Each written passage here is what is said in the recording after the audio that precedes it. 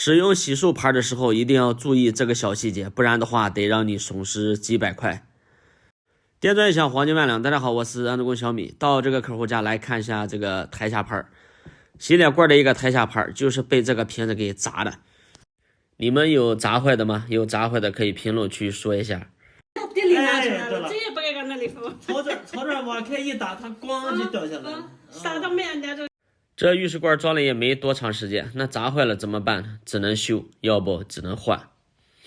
这个台面呢，它是岩板的，下面是一个陶瓷盘。干这种岩板的活呢，一定要小心。岩板是比较脆的，只要一磕一碰就是一大片。所以我们干这种岩板的活呢，也要10000个小心。它比石英石啊、大理石啊都脆。从盘的背面来看呢，更严重，这个裂纹都裂通了。像这个陶瓷盘的这种情况，为什么很少有人选择美容呢？难道美容修复不了吗？还是说美容的成本太高呢？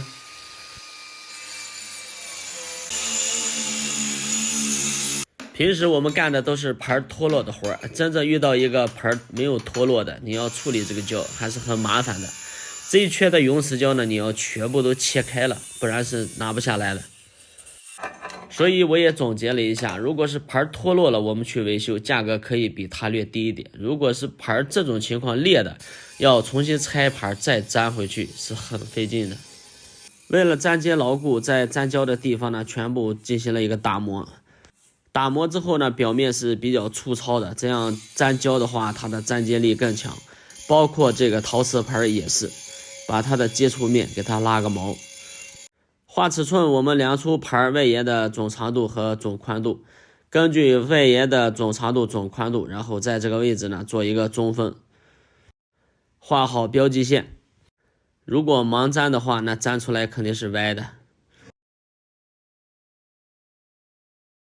盘与岩板的接触面呢，我打的是玻璃胶，很多人说应该用结构胶，其实用哪个胶，只要胶好一点的话都没有问题。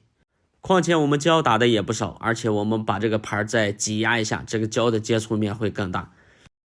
对齐我们画好的线，把它调正了。盘和岩板的外沿呢，我们用永石胶做一个加固，因为永石胶呢它是可以速干的。也有粉丝说应该用 AB 胶，AB 胶的话应该我没怎么用过，所以不是太了解，以后可以尝试考虑。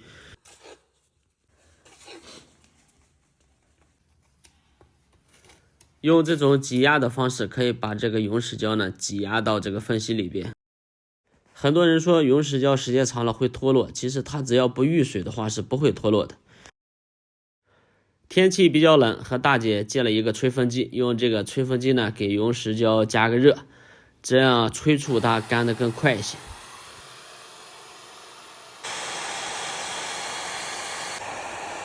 看一下加热几分钟后的效果，这个胶呢已经开始凝固了，比较硬了，但是我们需要再等一会儿。但是旁边的这个胶呢，看还没有硬，再等个5分钟。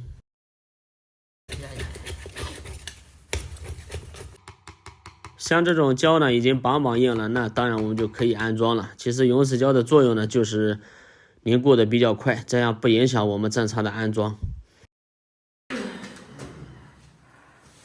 视频的开头呢，我们也提到了岩板一定要小心，一定要小心，尤其这些地方两面墙夹得紧紧的，安装的时候更要10000个小心，不要磕，不要碰。如果有必要的话，我们可以把那个岩板的边角呢做一个保护。后边的挡水条呢，我也没有拆，我是把这个台面直接抽出来的，装的时候也是插进去的。拆的话很容易断，因为它是岩板的。其实实际干活呢也会遇到类似这种情况，挡水条的胶啊，如果打得比较满，你强拆的话肯定会出事儿。所以我现在的个人习惯呢是粘挡水条的时候，我后面只点一点点胶，点个2到3个点就可以了。客户家住的楼层也不高啊，但是他这个水特别小。客户反馈说那个水小不影响，最关键的是他这个下水放一盘水，水下不去。那我们把这个下水给它拆了，重新检查一下问题。在这个地方呢，它有一个防臭线，可能就是这个东西影响了它的水流。拆了吧？防臭的。利用水管自身的长度把它拉出来，然后折一个 S 弯，这样的话 S 弯里面会冲水，冲水的情况下它不会反抽，但是这样下水的效果会好很多。现在我们再看冲水的效果。这下就快了，看，上了。大姐又反馈出了第二个问题，说这个柜门呢一高一低，现在感觉不好用了。甩开了。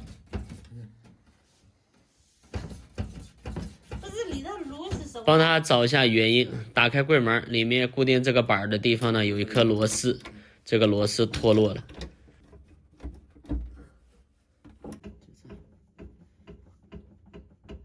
把柜门拆掉，把这个地方呢重新固定一下。像这些小问题呢，其实对于我们来说就是举手之劳，搞个长螺丝重新给它贯穿加固一下。对于大哥大姐来说，可能这个很麻烦，该怎么修搞不了。右边提起来了，但是这个抽屉啊还有点卡，碍事。我们把这个抽屉呢再进行一个处理。下面的轨道螺丝呢松一点点，给它里面蹭点东西，把左边呢给它提高一点。如果是那些高级好轨道的话，下面是有一个调节螺母的，把它可以调节。是不是？能关注就行了，没法自己弄。行，行。最后我们要在牌的里圈呢再打一圈胶，这就是3重防护。这个牌你说它能掉吗？不可能的。真正会掉的主要原因呢，一方面是胶比较劣质，它没有什么粘接力，再加上水泡就脱落了。另一方面就是粘接的时候那个有污垢，尤其是2次修复的时候，那个基础面清理不干净才容易脱落。好了，活已经完美的干完了，收钱走人。本期视频呢就拍到这里了，观看米师傅往期更多精彩视频呢，记得点个关注。给新入行的朋友们一个建议啊，刚入行你的资源活可能会不多，但是你一定要把服务把活做到极致，你不要考虑活慢慢就来了。